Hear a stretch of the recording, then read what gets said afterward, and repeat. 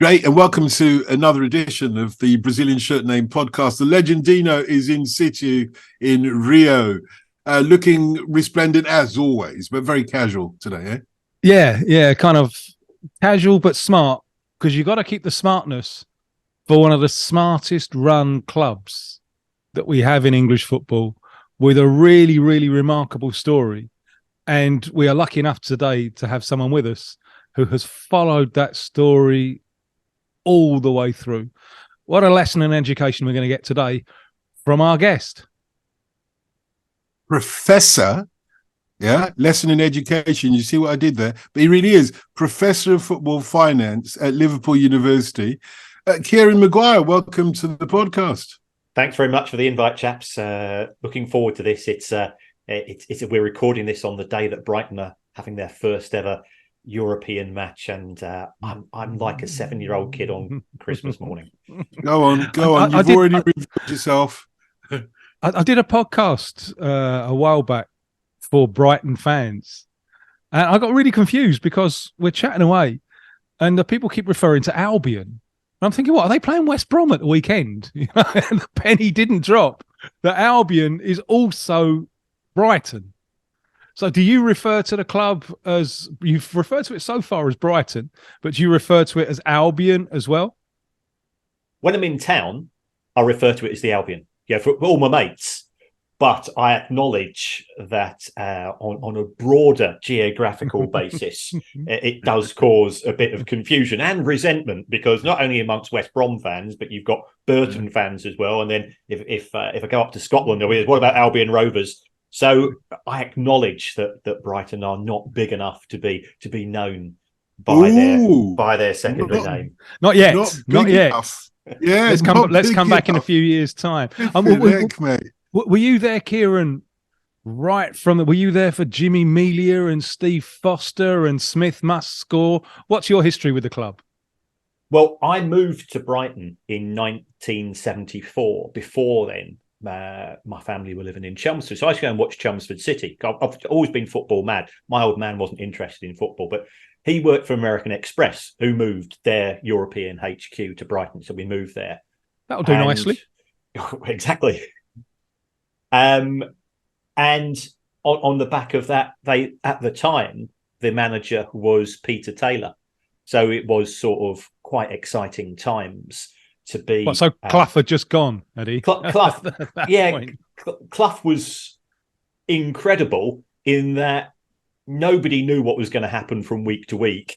He wasn't there. He'd sort of turn up on a Saturday, by all accounts, and put in an appearance. But we lost 8-2 at home to Bristol Rovers. We lost 4-0 in the FA Cup to Walton and Hersham. And yet still he had this magic about him. But when he left to go to Leeds, Peter Taylor decided to stay. So the first match I can truly remember was third round of the FA Cup against Leatherhead, when they had a guy called Chris the Lip Kelly, who was, fair to say, a bit of a lad. And in true style, he said he was going to come across, he was going to beat us at the Goldstone, and we duly lost 1-0, and Chris scored the goal. But like anybody, that first trip to what was then, for me at the age of 11, was a huge ground. That was it. I was transfixed, and I've done the hard yards, done 117 different grounds, watching them. Because I'm a nerd, they're all in a spreadsheet, of course, ticked off. And there's far more L's than W's in my list of trips to grounds. Well, you have to start somewhere, and I suppose you started at a place which had the magic of the football firmament about it. But now that you say that this is a really important day for Brighton, let's not forget the Hove. Yeah, the Hove. Nobody calls it the Hove, but hey, it's two towns, or is one a city? No, it's two towns, isn't it? It is now the joint city of Brighton and Hove. The council will put you on the naughty step, Dotton, for coming out and saying one's a town and one's a city. They spent a lot of time lobbying the bigwigs in Westminster to get dual city status. When they first got into the Premier League, the Brazilian TV commentators would often call them Brighton Hove.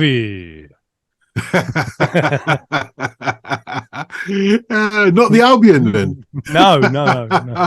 Yeah, of course not. Okay, so really important day. Talk to us about that journey, because once upon a time, you're absolutely right to say, Kieran, that everybody would have regarded Brighton as a small club, not big enough, certainly not big enough to be in European the day that competition. specifically we're going back to today was it's the 3rd of May 1997. They're a small is club that where it started, though? On the verge of getting smaller, aren't they? Yeah. The 3rd of May 1997.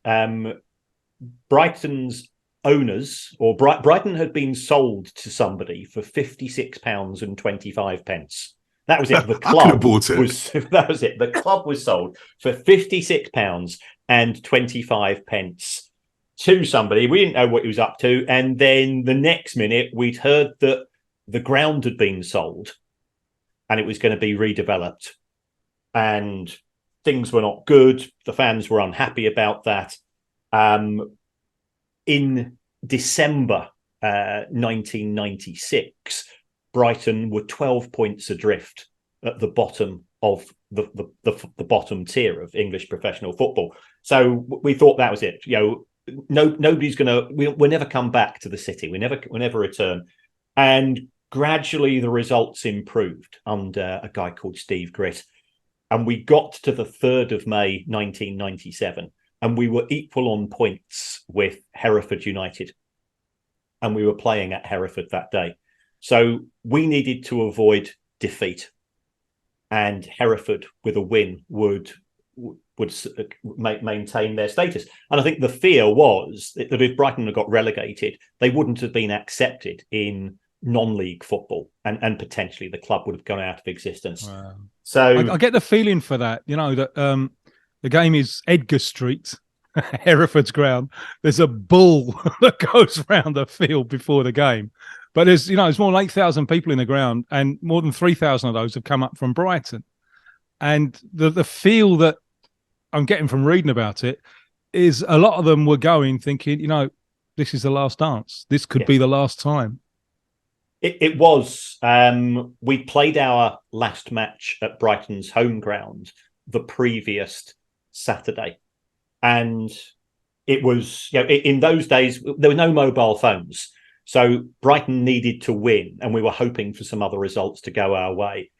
Brighton won that match 1-0, which was, again, an incredibly emotional affair. And after the match, the demolition people didn't need to come in because we dismantled the whole of the stadium.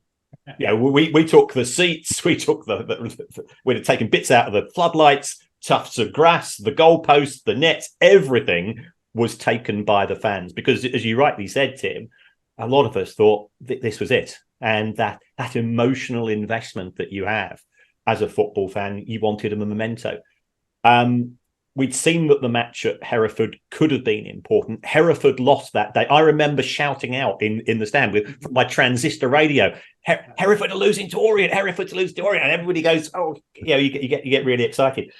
And then it was just that long wait. It was a very long wait. And it was also exactly the same for Hereford United fans, because they'd done well to come out of non-league football in 1971 when they famously beat Newcastle United in the FA Cup. So I think they'd managed to achieve status in the full game by then.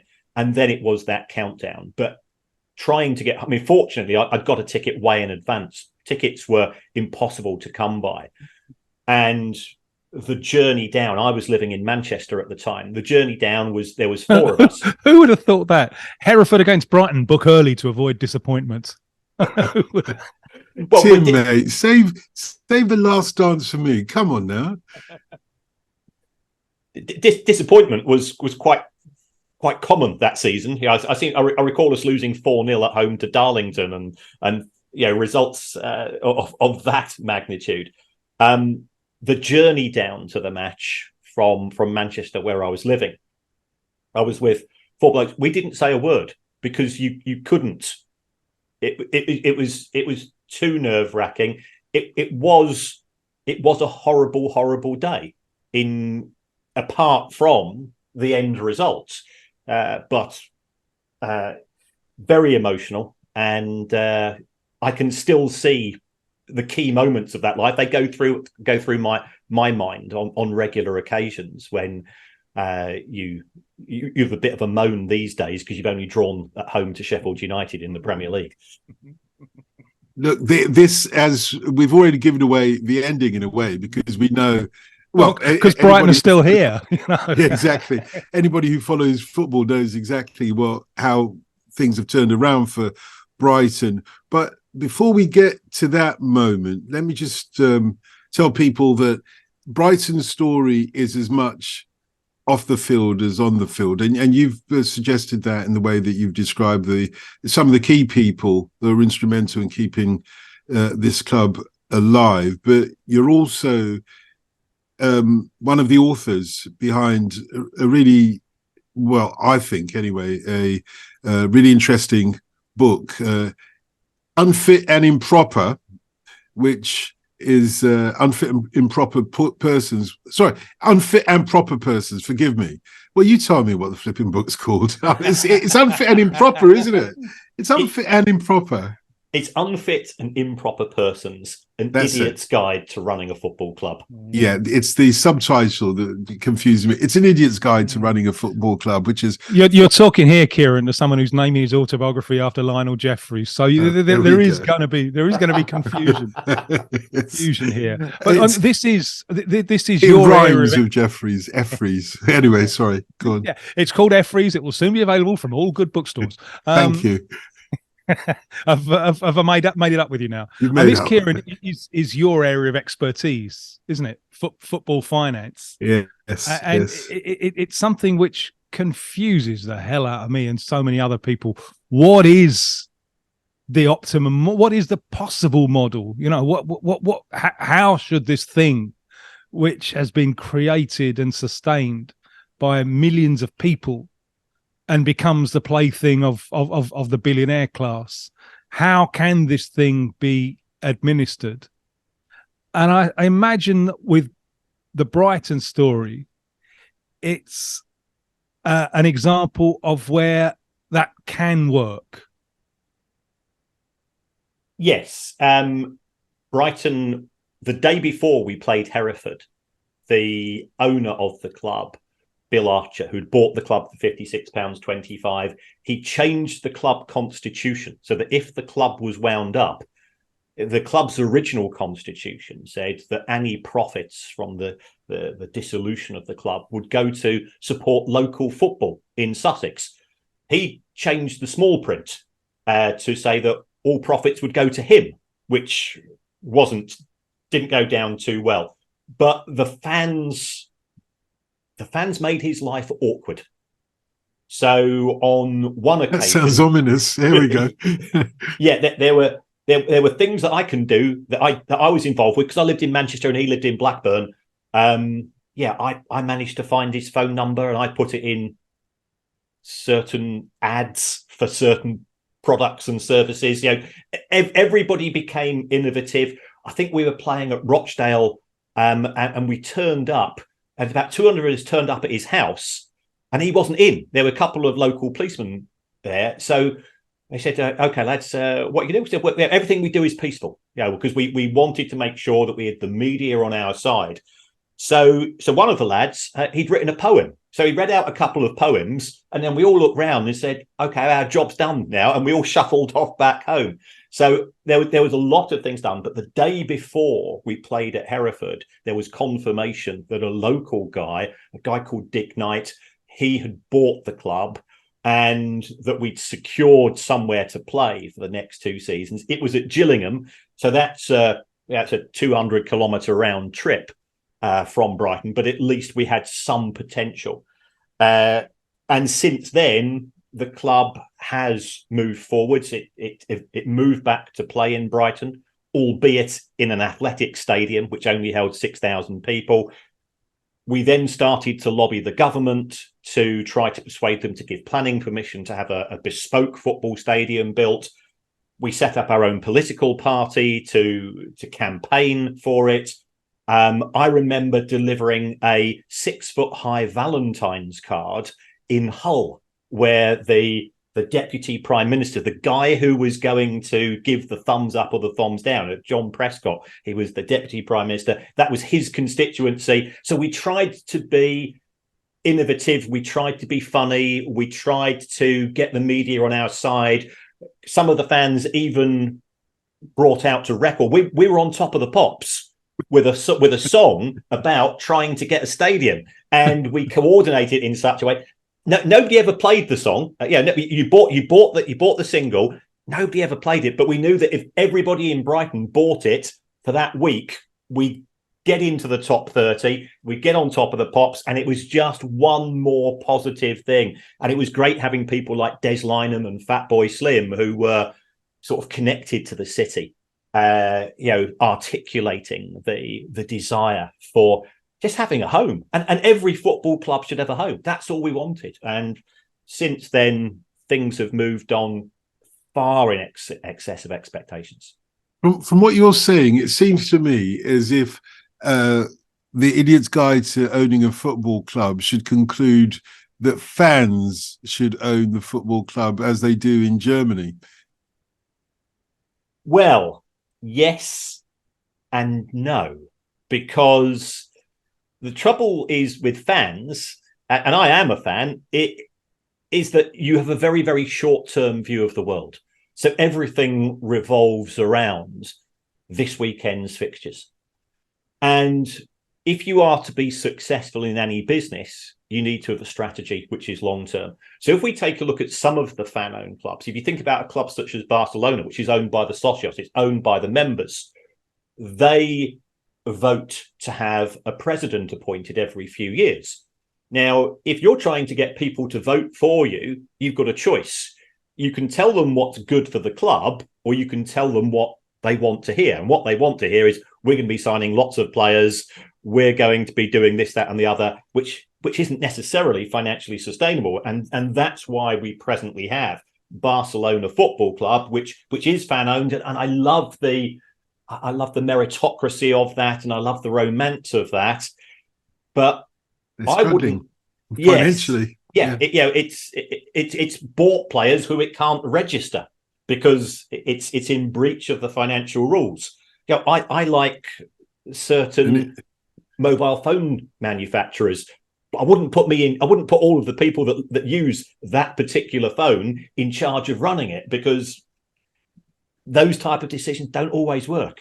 I think people forget with Barcelona that this incredible team, as they were, obviously, during their heyday, let go arguably the best footballer in the world because they couldn't afford to keep him for all the other financial shenanigans that they had going on. In order to pay all of those players like Felipe Coutinho, who weren't giving them anything at all, they had to get rid of the one who was giving them it all. It is bizarre. I mean, we have this model traditionally in South America, this association model, and on paper it seems great, this democracy in action. In practice, it's a disaster because, as Kieran says, you end up with these populist presidents who play the short term, build up just massive debts, and then just walk away.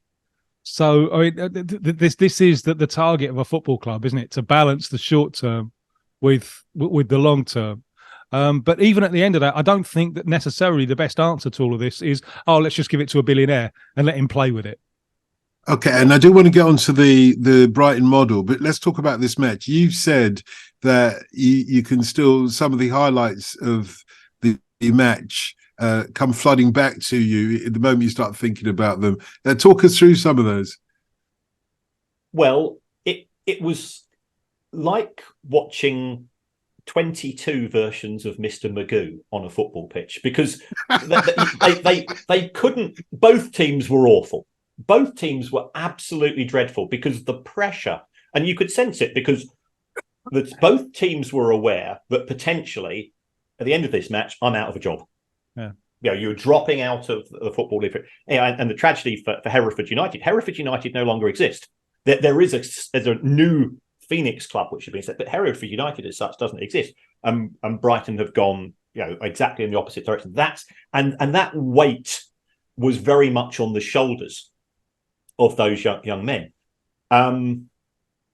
Brighton were dreadful, and we were watching the match through our fingers, rather than there was no joy. There was no joy at all for the whole 90 minutes, with one very short, two perhaps exceptions. And midway through the first half, a very poor scuffed cross came from the Hereford left wing, and it looked like it was going for the keeper. So the only local player that was in the team, a young lad called Kerry Mayo, who was from the Brighton area, he nipped across to and he put it past his own goalkeeper. And can you imagine for a local lad to have scored an own goal, which could potentially put your local club out of existence? So that was awful. We didn't have a shot where their goalkeeper was not affected at all. It got to half time. And that half time at Hereford, again, it was silence and misery, because you were looking round and there was no inspiration coming from the pitch. So that was bad. In the second half, Brighton were attacking the end where the Brighton fans were congregated. And again, it was one of those, it was terrible, terrible football. In the 62nd minute, and all Brighton fans know, 62nd minute, this was the one. Their goalkeeper scuffed a goal kick to our centre forward, Craig Maskell. Maskell effectively had no defenders, so he went forward a couple of strides, shot, and the ball hit the post, and then it bobbled out. And then time stood still. Time just stood still. It always does at moments like this. 6 players descended on the ball, and then we just saw the ball hit the back of the net, and it was the screaming release, tears. It was the full emotional spectrum that we went through. And a footballer called Robbie Rineout, who Brighton had bought, I think, for about £15,000 earlier in the year. He scored it. He'd come on as a substitute. I think it was only the second goal he scored for the club. And then it was a case of you were looking at your watch. Time just went really slowly. Got to the last minute. There was a hopeful hoof from the Hereford defence, and 4 Brighton defenders left it for each other.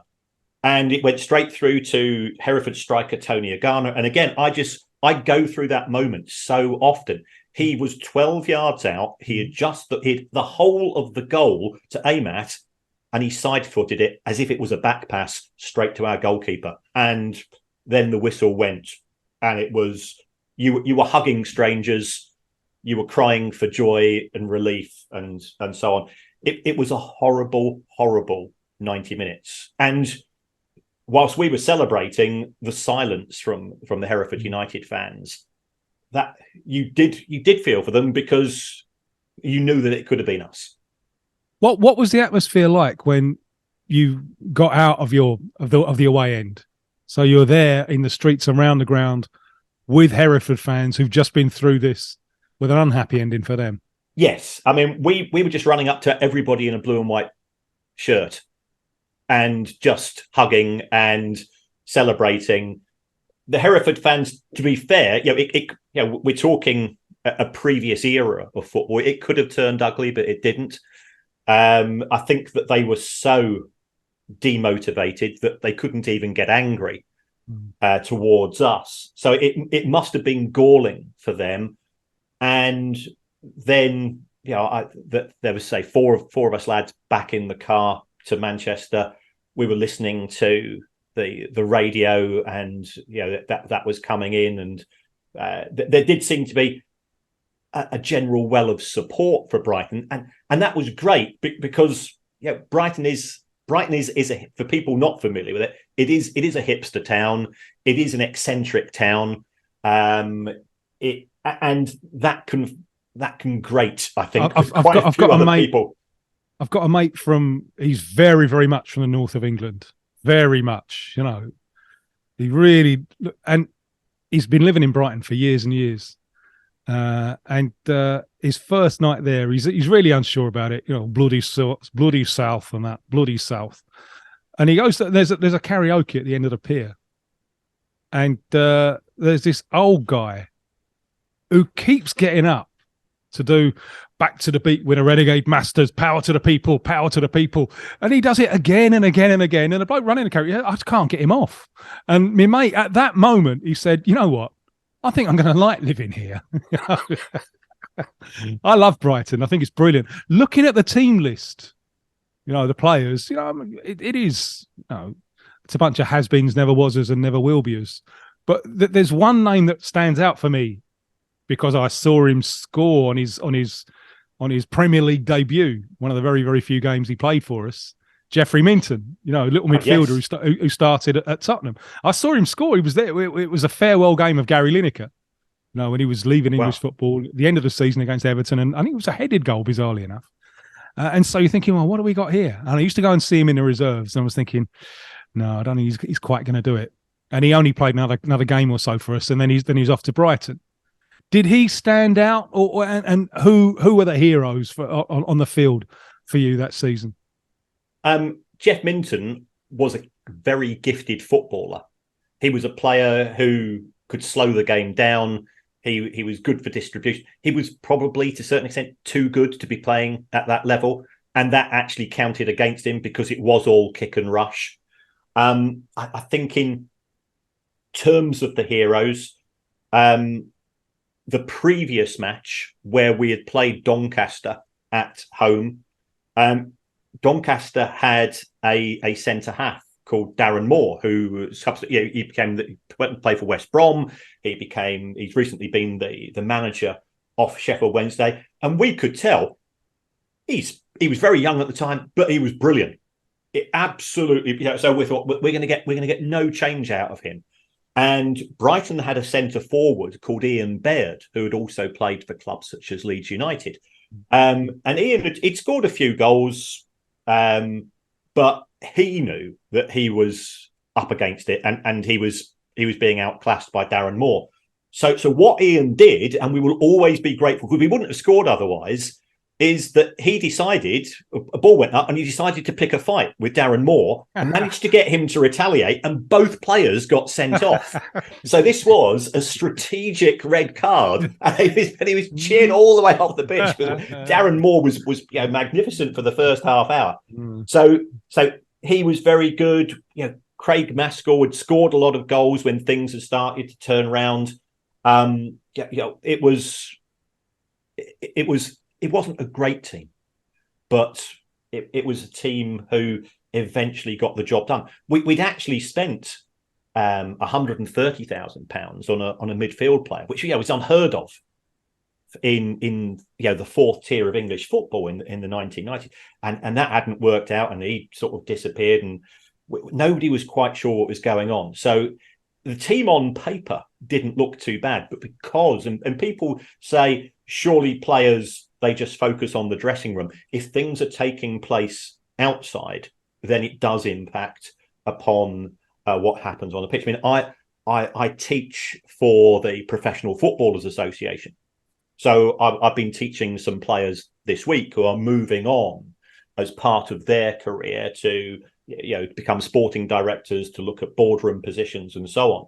And you do talk to them and they say, if we're aware of issues to do with the finances, if we're aware of a potential takeover, well, you do go home and you have that discussion with your partner to say, I don't know whether I've got a job in a few months' time.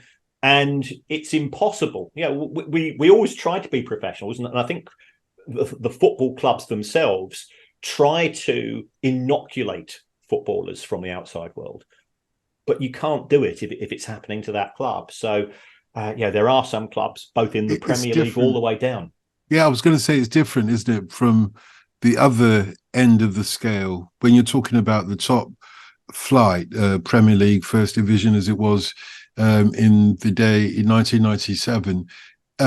They are somewhat cocooned because the club takes care of so much of their lives. When you're in the lower, I mean, I've seen Charlton, my club, get relegated, and it was it's not a pretty scene because of the amount of people that are losing jobs. Real people who may not be footballers. They may be people working at the ground or elsewhere. But when you've had a few at Charlton Athletic who probably weren't footballers, haven't you?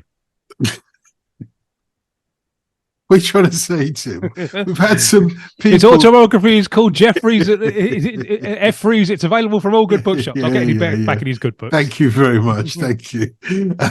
You have many more opportunities to get in my good books.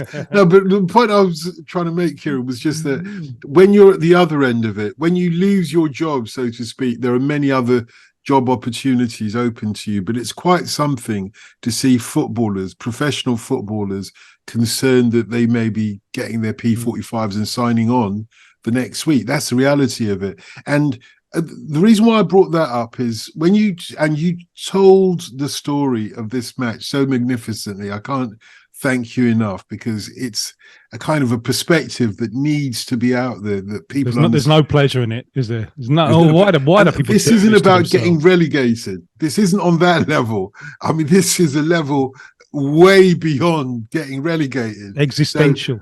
Yes. So people who have been relegated understand a bit, but nowhere near enough. But whilst you're there fighting for your league lives, Liverpool playing Tottenham. Do you remember what the score of that was, Tim? 3rd of May 1997? No. This you is lot before lost. obviously. Yeah, this is before the internet, isn't it? So I was a long 2-1, 2-1 to Liverpool. I'm sure Chelsea, we were robbed. Hey, listen, any opportunity you have to promote my book, keep doing it. I'm not going to diss you on this. Chelsea went 0-0 to Leeds. 3rd of May 1997. Arsenal, you'll be pleased to hear this, they lost to Newcastle. At Arsenal, at Highbury as well, of all things. And Nottingham Forest, back in the league, of course, or the Premier League now. 3rd of May 1997, they were playing Wimbledon. Got 1-1 draw out of that. But the reason why I'm bringing those two things together is that none of us who weren't in that situation, who were in a completely different situation. It's like that poem that I do love to quote, so forgive me, by W.H. Auden, which is Musée des Beaux-Arts. But he's got this amazing line where he says, whilst Icarus is falling out of the sky, the whole world's getting on with its business. Nobody's like, oh, wow, there's a plane falling out of the sky. They've got work to do. They're pulling the plough. You think about that with all great historical events, don't you? Like the French Revolution. While the French Revolution's happening, someone is like picking crops somewhere, even events like Brighton maintaining their survival as a football club. That's rest of the world just goes on with indifference. That is right. And when you come out of that Hereford ground, which I remember actually, as you were saying, I was like, oh, God, I've been there.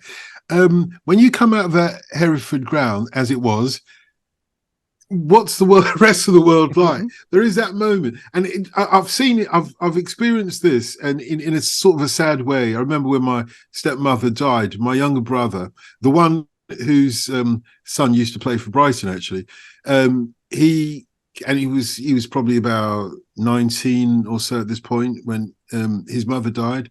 And it was a sunny day in the summer, and he was so devastated. And he said, look, I went out on the street, really devastated. And these two women, or I think they might even have been nuns, came up to him and said, how comes you're looking so depressed? And he said, look, my mother's just died. And they said, oh, well, look, you're not the only one. And then he looked around and thought, shit, maybe all their parents have died as well, How did the world look to you after that experience of hugging everybody wearing a blue and white shirt, etc.? What was the world like? How long did it take you to join us back in the real world? It was a very insular moment. I mean, ultimately, I had to go back home. I had two kids who were 4 and 2. Well, they couldn't give a damn. They had no idea how important that. What a confession of your failures as a father. Yes. So it was reality. Reality got back to me very quick, and you had to go to work on a Monday morning, and it didn't make a ripple as far as the rest of the world are concerned, because it was Hereford versus Brighton, and you had to acknowledge. And I always, in my view, football is a very personal, but it's still a very shared experience. And when I go to matches, as my wife says, she's got a season ticket as well, but she's not from Brighton originally, so she does it out of sympathy for me as much as anything else. And she says, why do you always go to the same pub, you always sit in the same seat, you always sit with the same blokes, and you always tell the same stories about the same matches? And I said, because that's what being a fan is. It's about shared love and experiences and misery, and mostly misery, because going to Huddersfield and losing 7-1 on a Tuesday night and having to get back to Brighton for work the following morning, that then takes a legend status, and you go, well, yeah, it wasn't what. But we did score the best goal out of the and then at the end of the match, the hut where Huddersfield was serving food, they were selling burgers for £1. That was great. So everything changes because football. I think football fans have that gallows sense of humour, which is really beneficial. But it is such your billionaire class who are now owning it. Can they understand that? Well, good question. I think the vast majority of them can't do that. I think Brighton are very, very lucky that they have a very wealthy owner who does catch the train to away matches. So we'll see. And we're going, Tony's in the next carriage because he doesn't want to travel with the team because he feels that he shouldn't do that. So Brilliant. We'll go in and we are very, very fortunate to have an owner who is a ridiculously smart guy. He did maths degree at Manchester University, and he's used his understanding of data and numbers to have a very successful career, and that has been transported to the football club in the way that they recruit and the way that they have a long-term strategy, which is sort of coming to fruition in playing in European football now. Yeah, well, let's talk about how they did it then. We talked about the match, and thank you, like I say, for giving us such a action-packed, blow or tier by tier account, or nervousness by nervousness account of the match itself. But then, how did survival in the Football League transpose into where Brighton are today? Into greatness. Frankly, yeah. And arguably, I think it's a unique experience that Brighton have taken the English football world to, because people talk about Luton now. Luton is the big sort of came from nowhere or came from near extinction into being in the Premier League. But hey, Brighton actually is the model to follow for everybody, it seems. And I'm sure that this is part of the narrative, jokes aside, of your book, because there's a lot of humor in it, etc. But there's, I imagine, a real sense of how Brighton have done it really well. Okay, smart owner with a little bit of money, but the way, and Tim, you've often talked about this, that I always, and correct me if it's not the way to run a football club properly, but you've often said, Tim, is their scouting. They got the scouting right, and they were ahead of the curve, in particularly scouting in certain South American countries. Yeah. And we've seen that. We've seen that live and direct over the last few seasons. I think Brighton have a bit of an advantage because they do go below the radar. So, Tim will know. I think, Tim, you knew how good Caicedo and McAllister were well before they became on the radar as far as English fans were concerned. But what Brighton can do is that if they spot one of their players, and the owner, he runs a football data analytics company called Star Lizard, which sells their expertise to Brighton, they're prepared to go to Ecuador and to meet up with the 8 people who claim to be Moises Caicedo's agent. And we've got a chief executive who's very, very professional, and he'll just sit down and he'll whittle it down to work out exactly who is that agent. Now, Manchester United and Arsenal and so on, they're not prepared to invest that time in a player that's going to cost £4 million. But for Brighton, that's still, it's not a huge fee, but it's a significant fee. And they did that with McAllister, and they did that with Caicedo, and they've done that with Enquiso, and they've done that with Buonanotte, and that's allowed them to fish in a much smaller pond. But you know, Tim, yourself, just how much talent there is in South America. Yeah, the problem here is that Brighton have done it so successfully that others are now going to be prepared to go the hard yards to do it. You know, so Brighton you can only ever stay ahead of the curve for so long, can't you? Yeah. So you wonder. So really, I suppose what I'm saying, Kieran, is enjoy the whole thing while it lasts. Oh, yeah. I think it's going to last. I think it's going to last with players like Mitoma. So you're not just looking in South America. He, for me, is the best winger in the league at the moment, mate. And is he strictly speaking a winger because he cuts in so much and picks up so many goals? He's not just providing them. Well, it's the coach as well. The coach is a genius. Well, I was coming to the It's coach. I was coming to the coach, but yeah, Kieran. Yes, I think they've done this in terms of being prepared to recruit on a worldwide basis. But I absolutely agree with Tim. We know that our star is shining brightly at present, and we don't. Yeah, if in 5 years, if we're in the Premier League, I'll be happy. If we're in the Championship, I'll be happy. If we're in League Two, I'll be happy because I've still got the Brighton Hove Albion to support, and I've still got these memories. The memories will never go, but the recruitment strategy has given the club an edge. You're absolutely right. Everybody's saying, what is the secret to Brighton? It's actually doing the boring things right and hard work. And we've got Paul Barber, the chief executive. He's ridiculous because I can send him an email at 10 o'clock on a Tuesday night, and I don't know why I'm doing this, and I'll get an answer from him before midnight. And he does this to all the fans. He's ridiculously committed. His relationship with Tony Bloom really works. His relationship with Roberto De Zerbi. People saying, he's transformed. But the first 5 games under De Zerbi, we didn't win a single one. There was, and we were actually, the club was transformed by Graham Potter and Graham Potter's Chelsea coming back to where Brighton play, the Amex Stadium.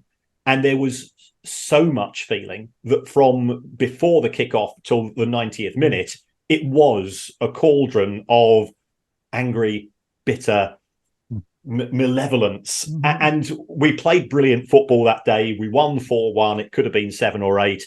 And that turned the club around. And that sort of started to build the bond between the owner, the coach, and the fans, which has been very evident in the last 12 months. I think you've always done well with coaches. You've always chosen well. I mentioned Gus Poyet before. I mean, his tenure ended quite abruptly, perhaps unfortunately. Chris Hughton, he was all right though, wasn't he? We love Chris. Okay, we absolutely love Chris. When Chris took over the Albion, we were 21st in the second division. He took us to the Premier League. He kept us in the Premier League for 2 years. Chris is welcome with open arms. He's loved and respected by all the fans. If we're honest, the football was pragmatic. It's not De Zerbi ball. The fact that Brighton, I think, have had more shots than any other club in Europe, with the exception of Manchester City, over the last 12 months is frankly ludicrous. And I think that there's also the benefit of supporting a club where there is an acceptance that things won't always work out. So last Saturday, I went to Old Trafford to see Brighton play. Manchester United have not lost at home for 12 months. Well, during that period, Brighton have lost 5-1 at home to Everton. They've lost 3-1 at home to West Ham. They've lost 4-2 to Arsenal. They've had plenty of home defeats, and we just go, it's part of being a fan. So that degree of pressure, I think, actually works for a style of play, which is ludicrously high risk.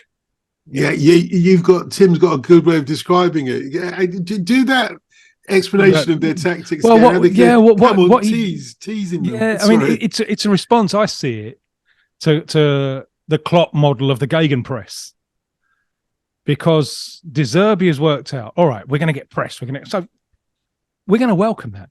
Go on, come on, come here, little mousey, come here and get your cheese. The cheese is here. Come on. But and he's designed a shape of the side, with the centre backs and the two centre midfielders and the two up front who will drop deep to create space for the wingers. They can create a random shape, that kind of stylophone thing, or what was it, Etch-a-Sketch? You just kind of shake and you made a new shape. Yeah. And that's what De Zerbi football is, that all those people down the middle, they'll do like an Etch-a-Sketch and they'll find a way to break the press. And then they're away. They've almost like created a false transition. It's why they lost 5-1 at home to Everton, who the side at that time who'd scored the fewest goals in the Premier League, because Everton wouldn't play the game. Yeah. We ain't coming. We don't want that cheese. We're not having that cheese. You can keep your cheese. We're staying here. And so that they wouldn't do that. So it's all action and reaction. And obviously, this is another thing, the way that De Zerbi sets up his teams, which the opponents, it's not under the radar screen anymore. So it's going to get harder. Yes. So enjoy every last drop of it while you can. And are that team from '97, are they still heroes? And if they're in the stadium tonight, you would hope that they would be in the stadium tonight, because they are a huge part of this story where Brighton are now in Europe and you're about to go and see that for the first time. Yeah. If they're there, are they going to be fated? Oh, they will. Robbie Reinelt will never have to buy a drink in Brighton ever again. The same with Steve Gritt. And ultimately, we were the 91st best team in English football for 2 consecutive years. But that's quite good fun in a way, because you don't go to the matches expecting to win. And therefore, if you meet up with a bunch of lads at Doncaster or Darlington that season, it was because you had that love for the club, you had that shared lunacy. And that's part of being a football fan. I always say to my mates, if I list the top 10 moments of my life, and I do love my wife and I do love my kids, so the day I got married and the day that they were born, that was, but 6 of those top 10 involved Brighton Hove Albion.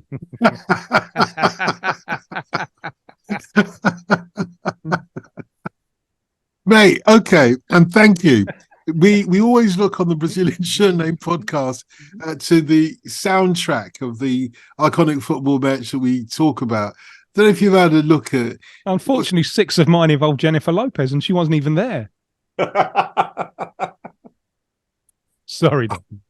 No, I'm standing aloof of all such comments. His autobiography is soon out. It's called Effries. Yes. It's available from all good bookshops. Mate. The week we've had in the English media, I stay away from all of those from now on, if you don't mind.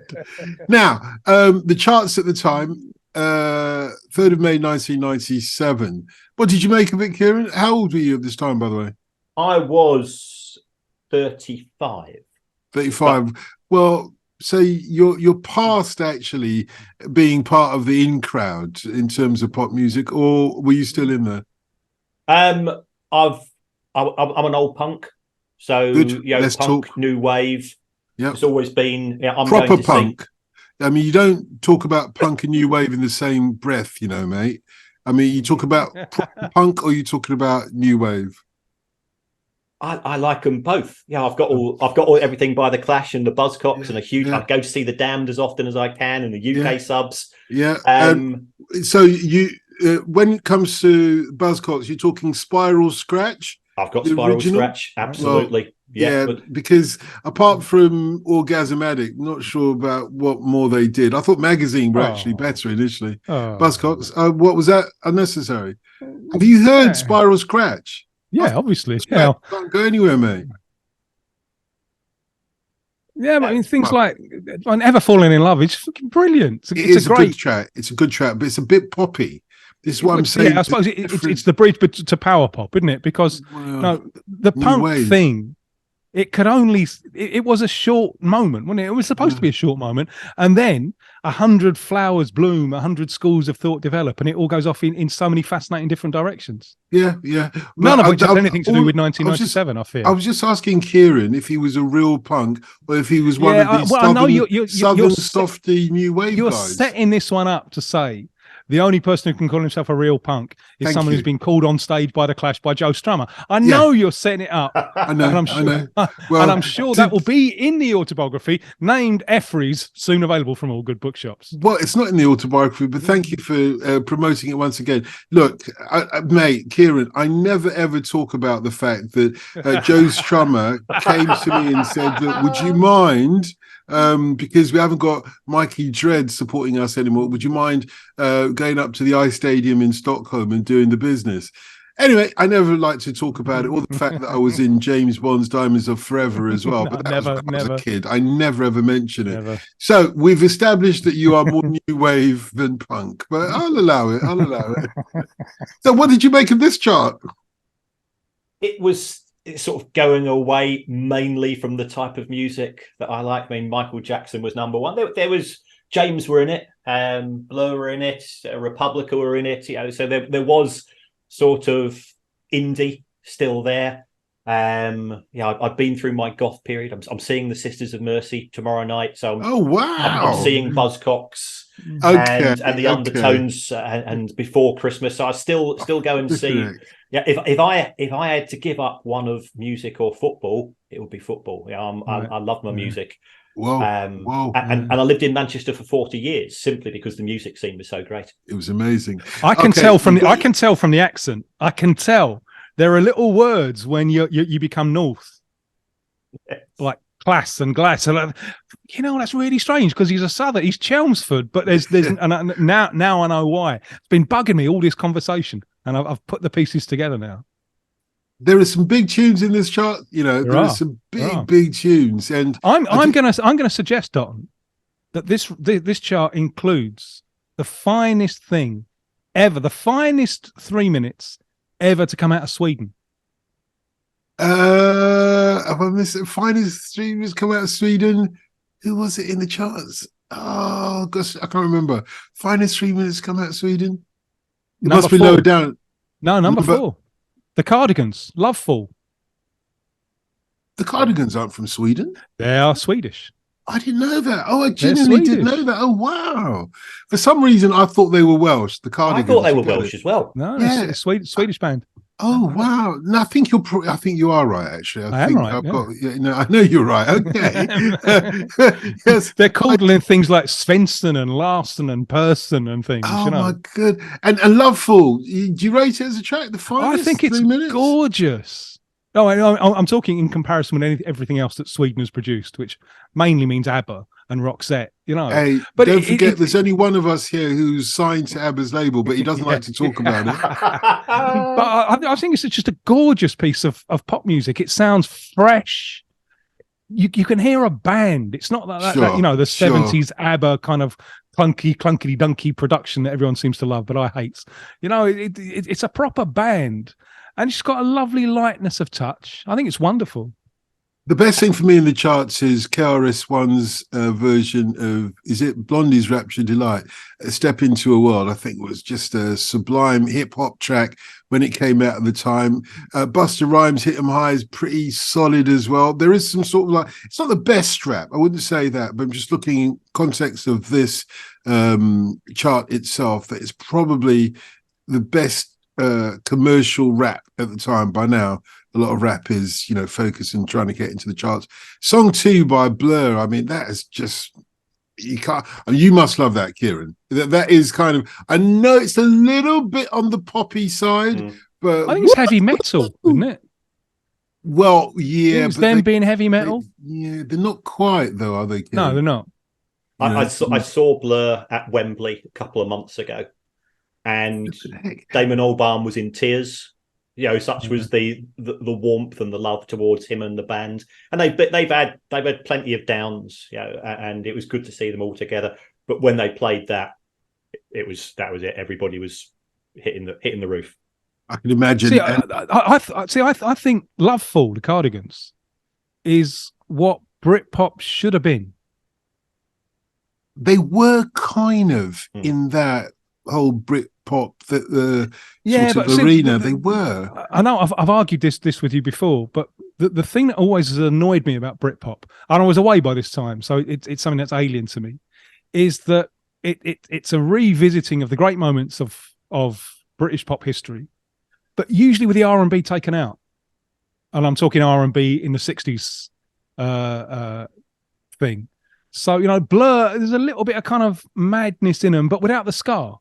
And I know Damien Albarn's gone in different directions since. Yeah, he's done really well. He's a proper musician, though. Yes, yes, he is. But on all of that, I mean, like Oasis, for example, it's there is no stacks in Oasis as there was in so much of the British stuff in the 60s.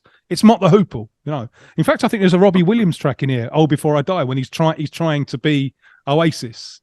And so from the Britpop thing, because I think it came out of the indie, I think the R&B has been taken out, much to the detriment of the music. Yeah, but what do you think? But in Loveful, you can still hear it. You can still hear that there is an influence from kind of Motown records in the of the 60s. It's why I think Loveful is what Britpop should have been. Fair enough. Because I come from that indie background myself, and my biggest regret in life is never learning to play an instrument. Having spent the last 40 years doing spreadsheets of football club accounts, that's something that I when I retire, that's what I'm going to do. I'm going to learn to play the guitar. I think that there's one genius in this, and that's Erykah Badu from that first album, Baduism. She's got on and on in this. That was Eric. Well, this is that album. Sorry, it's unreal. That album. I didn't like the whole album. I love the whole album. Really? She got compared a lot to Billie Holiday at the time because of her vocal style. Yeah, I seem to remember that. I hear her more as I remember she was born in like 71. Imagine if Sly Stone had a daughter at that time. There's a riot going on. It would have been her, of course. It would have been her. Yeah, Well, I thought Erykah Badu came out with an image that was cool. She played at Finsbury Park when she first blew up. I saw her there. Wasn't that bothered about the performance, she's like a conceptual artist, so she's very much into, what she does on stage and everything. Well, it's not stadium rock, is it? It ain't going to come across at Finsbury Park. It's also, I don't think she had the songs. Loveful by the Cardigans is a proper song. You could hear it being a Motown song. You could also hear it being a sort of a Kylie song. It's very much harmony-wise. Listen to the band on it. Yeah, listen to the band. And it's not a Stock Aitken Waterman production. There's a proper band playing proper instruments. Oh, but don't dismiss Kylie by just saying Stock Aitken and Waterman production. She's actually moved the pop world forward. In my view, in the UK, it needed her being in her place at a certain time. The Stock Aitken and Waterman stuff is shit. Don't get me wrong. Oh, I think they were competent at what they did. Yeah. Sorry, Kieran, you're trying to walk away from this. You're trying to, you're trying to wash your hands of any of this conversation. What did you think, though, of what Tim said, which I thought is a controversial point, but I could see where he's coming from with it, that when you take the R&B out of British, Britpop specifically, but you could argue British indie music, when you take the R&B out of it, the sort of the element that made the Beatles or the Rolling Stones famous, that you're actually diminishing it. I'm not 100% sure about that. I would like to think that Pulp, for example, are very idiosyncratically British, which doesn't necessarily mean it's R&B. Yeah, I think Pulp, in many ways, are like Brighton. They're eccentric.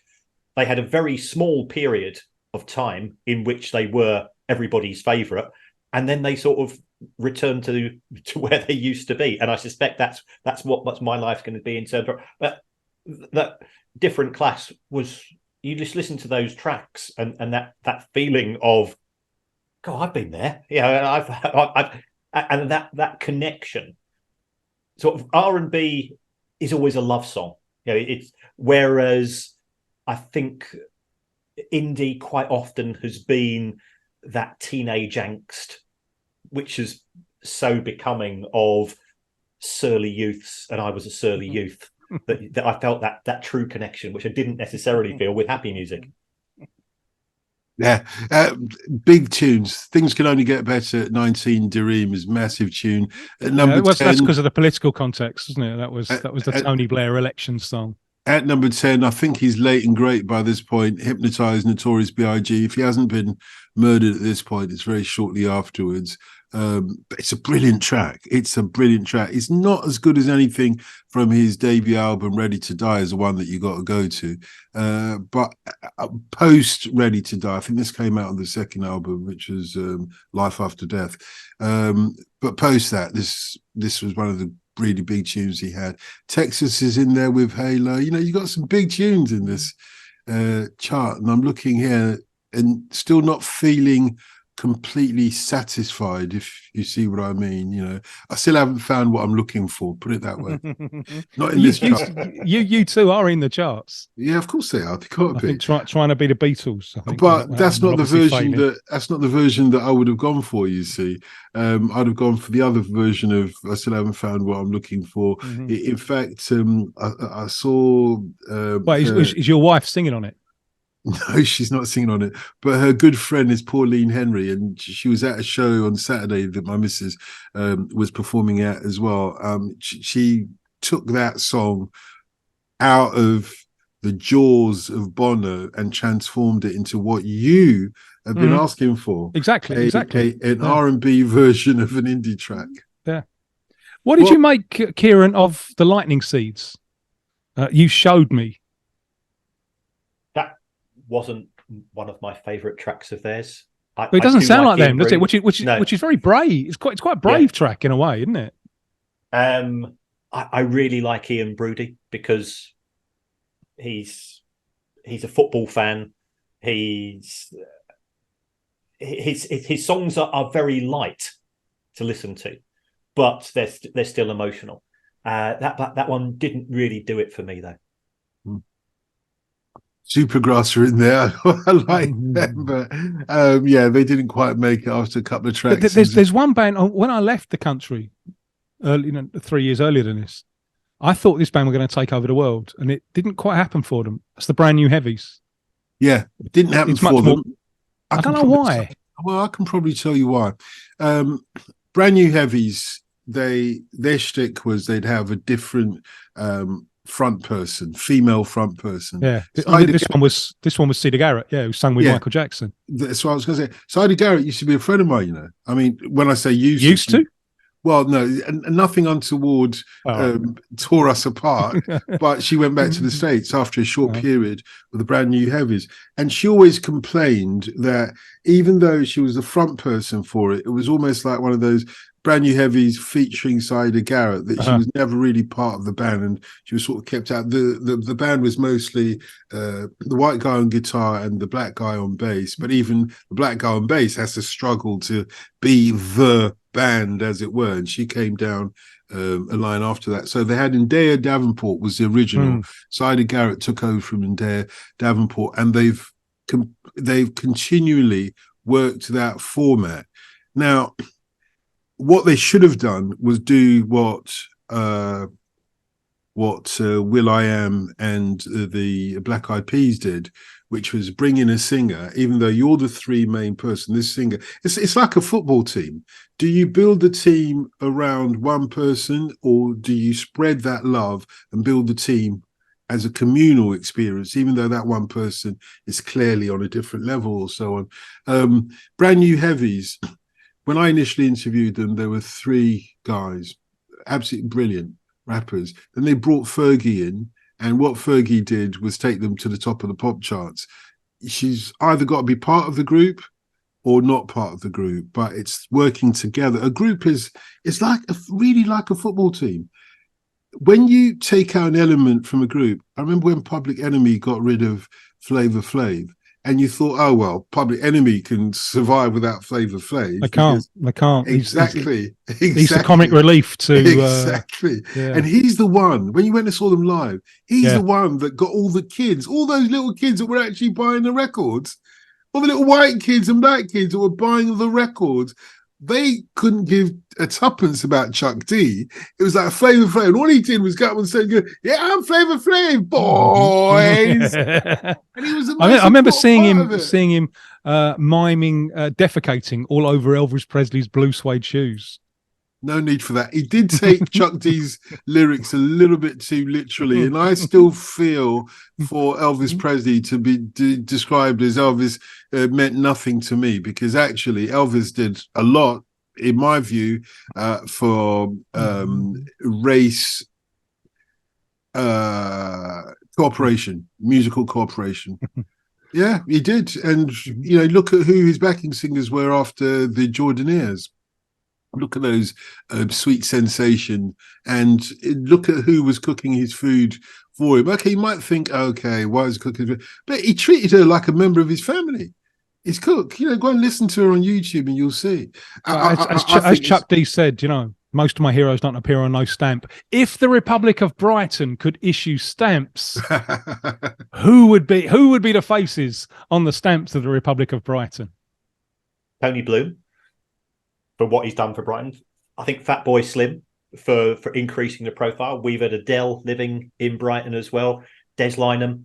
It is a very eccentric town. A friend, when Brighton played Everton a couple of seasons ago, it was a Saturday afternoon match. One of my mates had come down for the weekend because I teach at the University of Liverpool, but I live in Brighton, so I've got a long commute. Football fans understand, you know, a 400-kilometre trip to work. That it means I'm closer to my football club. That's fine.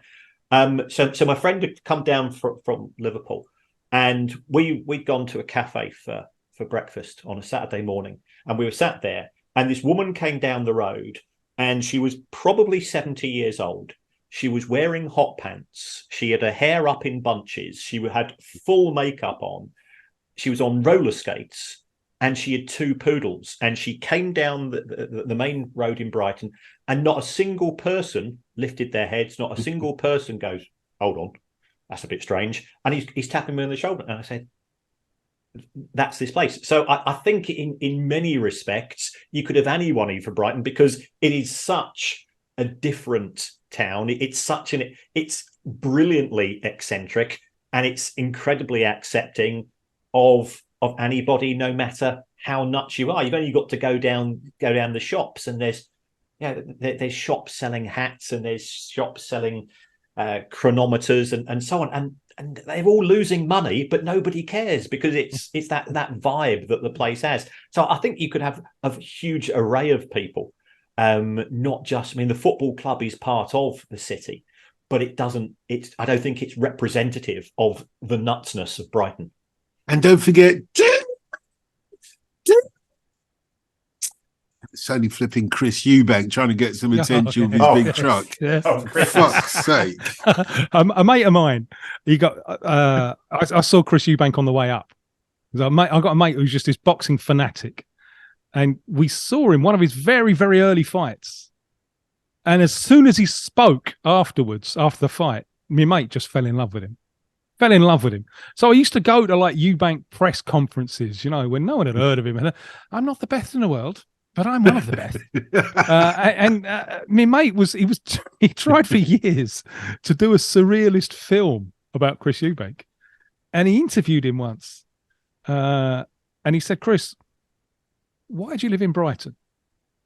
That's a very interesting question, because on the road to Worthing you cannot turn left. And that was his that was his justification. He wasn't wrong. Look at the sat nav. There's a reason why that part is all blue if you turn left. It's a reason. Listen, we're having too much fun, guys. It's been an absolute pleasure, Kieran. I can't tell you. You must join us again at some point. Well, thank you. And I'm a huge fan of both of you, so it's a real honour for me to be on the show. Plug the book, mate. Plug the book while you're here. What's it called? Where can we get it? It's alongside copies of Go on. The book's called Unfit and Improper Persons, an idiot's guide to running a football club. I've written it with comedian Kevin Day, so it's actually a very funny book. And then there's some serious bits. You can see the bits which I've crowbarred in. And also a bloke called Guy Kilty, who works for BBC Five Live. So I know very well. You must have done some of the, because he used to do the 5 a.m. show. And you quite often do. So you must know him from the wee hours up in Salford. He's a very nice guy and a good journalist as well. I'll tell you that. I haven't seen him in a while, but if he's got anything to do with this book, 5 stars all the way. So it's out on the 12th of October from Bloomsbury. And the first time, why Bloomsbury getting in contact with us? Guys, we do a podcast together, which for some reason has been quite successful. We've had 10 million downloads. 2 old blokes moaning about my spreadsheet most of the time. Bloomsbury took us out for lunch, and there's myself and the others, and we go, this place is a bit posh, and sort of got to the end of the meal, and we're going, do we have to go and stump up for this? So we look at each other, and the bill came, and the guy from Bloomsbury took it and took one look, and so a slight raised eyebrow, and I'm going, my missus is going to kill me. And we thought, that sort of half-hearted, sort of getting out your wallet. So how much is this? And he says, it's okay. Harry's playing for this. And Yes. Who the fuck's Harry? And he goes, Harry Potter. Harry Potter plays for everything at Bloomsbury. So God bless Harry Potter. That's what I say. Book wouldn't be published. They wouldn't have taken a punt of us without him.